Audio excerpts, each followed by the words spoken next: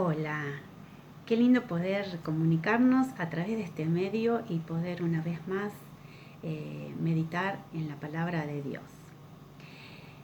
¿Sabes? La Biblia es el mejor libro que he leído y que sigo leyendo porque en ella encuentro consejos y promesas. Consejos y promesas que fueron escritos hace mucho tiempo, pero que siguen siendo vigentes para el día de hoy. Uno de esos ejemplos es el Salmo 37. Los salmos son poemas que fueron escritos para ser cantados en comunidad, ¿sí? Y eso me hace acordar de que nos tenemos que estar diciéndonos unos a otros, recordándonos las palabras de Dios, ¿sí? Exhortándonos unos a otros, ¿sí? Así que vamos a ver un poquitito este salmo. Este salmo lo escribió David, el segundo rey de Israel, en su vejez. El propio salmo dice: fui joven y envejecido, ¿sí? Lo escribe en su vejez. Cuando una persona ya tiene acumulado mucha experiencia vivida con amigos, aún con enemigos, con Dios, con la familia, ¿sí? Desde ahí escribe este salmo.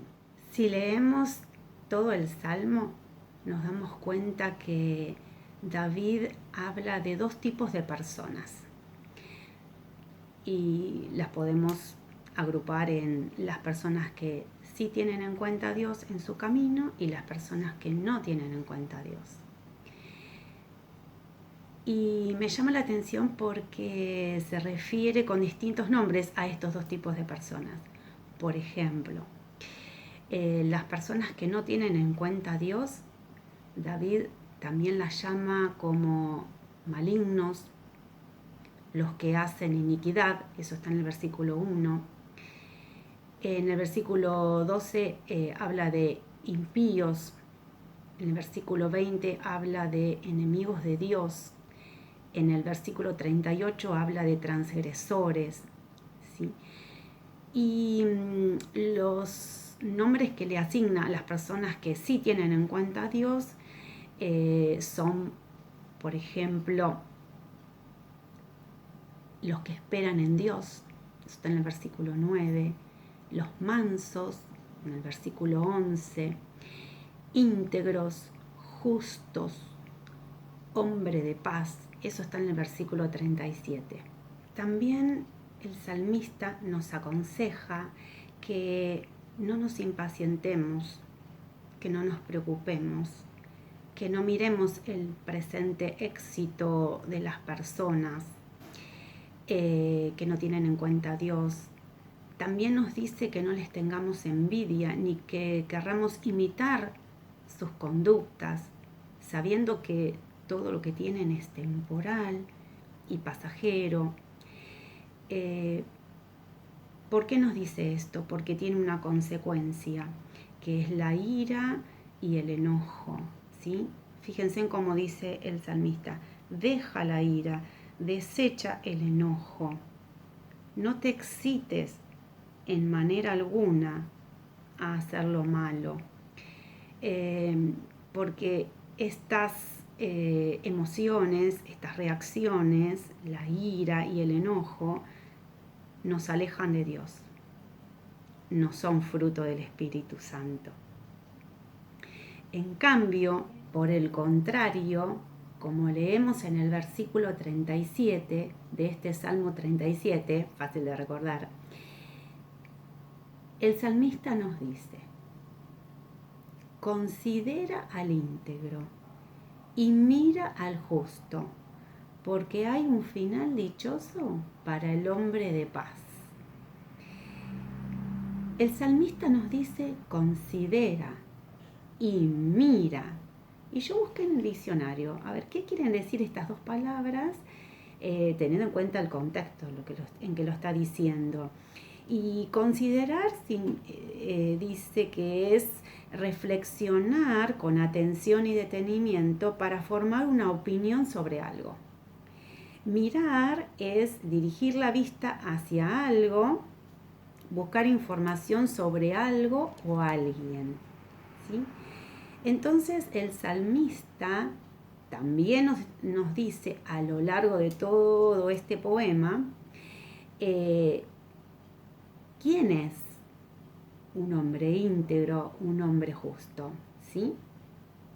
Por ejemplo, en el versículo 3 dice, aquel que confía en Dios y hace el bien. En el versículo 4 dice, el que se deleita diariamente en la comunión con el Señor a través de su palabra para conocerlo más y obedecerle más. En el versículo 5 dice, el que deja que todos sus proyectos sean guiados por Dios y confía en que Él hará, en que Él actuará. Muchas veces no como uno espera, sino de acuerdo a su voluntad que es agradable y perfecta. En el versículo 7 dice que una persona íntegra, una persona justa, es el que espera en Dios en silencio, que Él haga justicia. En el versículo 7 también dice, el que no se altera con motivo por el que prospera en su camino, por el hombre que hace maldades. En el versículo 27 dice, el que se aparta del mal y hace el bien. En el versículo 31 dice, el que siempre tiene presente y obedece las enseñanzas de Dios. Y también el salmista, en este versículo 37, nos dice cuál es la consecuencia de vivir confiando en Dios, obedeciendo su palabra, esperando en Él. La consecuencia es paz. Por eso el versículo que estamos leyendo ahora dice, porque hay un final dichoso para el hombre de paz. ¿Sí? La consecuencia es paz. La consecuencia que nos explicaba antes el salmista de mirar a las personas que aparentemente prosperan, tenerle envidia, es la ira y es el enojo, más la consecuencia de esperar en Dios, de confiar en Dios, de leer su palabra, de atesorarla en nuestros corazones, de memorizarla, de deleitarse en su palabra. Dice que la consecuencia es paz, ¿sí? Vive en paz porque confía en sus promesas, porque espera en Dios. Jesús dijo, la paz les dejo, mi paz les doy. Ya no la doy como el mundo la da. No dejen que su corazón se turbe y que tenga miedo.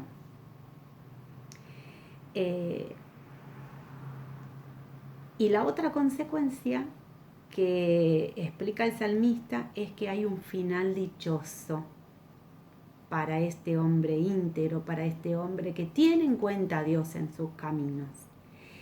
Y esta consecuencia es el final dichoso, un final dichoso. Y todos los lectores de la Biblia sabemos cuál es: ir al cielo, ¿sí? Vivir eternamente y para siempre con Él. Jesús, antes de morir en la cruz, Jesús, siendo Dios, murió en la cruz, resucitó y ascendió a los cielos y nos dijo a sus discípulos y nos dice hoy a todos que Él se fue al cielo para preparar una morada, y que después nos va a venir a buscar, ¿sí? Para llevarnos a quienes, a los que ponemos a Dios en primer lugar, a los que creemos en Él, confiamos en Él, ¿sí? Y nos va a llevar a ese lugar que Él está preparando en este momento para vivir eternamente con Él. Hermoso. Pablo, en el libro de Filipenses, también se refiere a esto mismo que se refería el salmista en este Salmo 37. En Filipenses 3, 18 al 21, Pablo dice: porque por ahí andan muchos, de los cuales os dije muchas veces y aún ahora lo digo llorando, que son enemigos de la cruz de Cristo, el fin de los cuales será perdición, cuyo Dios es el vientre y cuya gloria es su vergüenza, que solo piensan en lo terrenal. Mas nuestra ciudadanía está en los cielos, de donde también esperamos al Salvador, al Señor Jesucristo, el cual transformará el cuerpo de la humillación nuestra para que sea semejante al cuerpo de la gloria suya, por el poder con el cual puede también sujetar a sí mismo todas las cosas. Entonces, el consejo que recibimos de parte de Dios hoy es que vivamos momento a momento, no mirando en lo terrenal y en lo presente, sino en lo eterno, en el futuro, como lo hizo Jesús, ¿sí? Que Él no miró el sufrimiento de la cruz, sino que puso su mirada en el gozo que vendría después.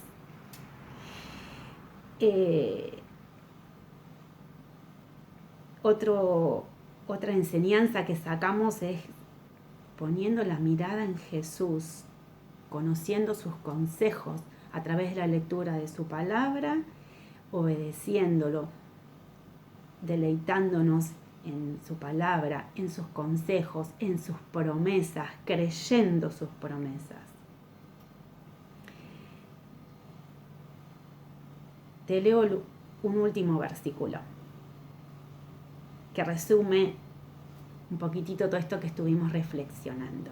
Y se encuentra en Filipenses 4, 6 y 7. Que dice: por nada estéis afanosos, si no sean conocidas vuestras peticiones delante de Dios en toda oración y ruego, con acciones de gracias. Y la paz de Dios, que sobrepasa todo entendimiento, guardará vuestros corazones y vuestros pensamientos en Cristo Jesús. Que tengas un bendecido día. Te mando un beso grande. Chau, chau.